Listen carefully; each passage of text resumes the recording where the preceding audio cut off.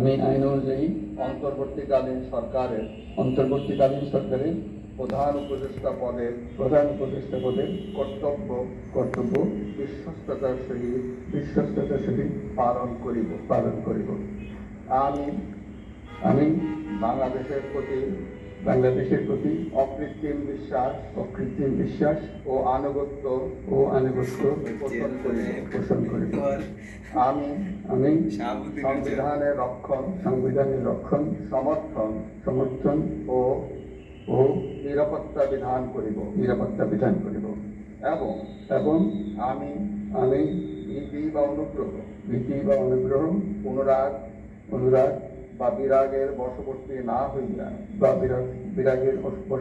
হইয়া সকলের প্রতি আইন অনুযায়ী যথাবিহিত আচরণ করিব। এবার মাননীয় প্রধান উপদেষ্টাকে শপথ গ্রহণ করিতেছি যে অন্তর্বর্তীকালীন সরকারের প্রধান উপদেষ্টা রূপে যে সকল বিষয় আমার বিবেচনার জন্য আনিত হইবে বা যে সকল বিষয় আমি অবগত হইব তাহা প্রধান উপদেষ্টা রূপে যথাযথভাবে আমার কর্তব্য পালনের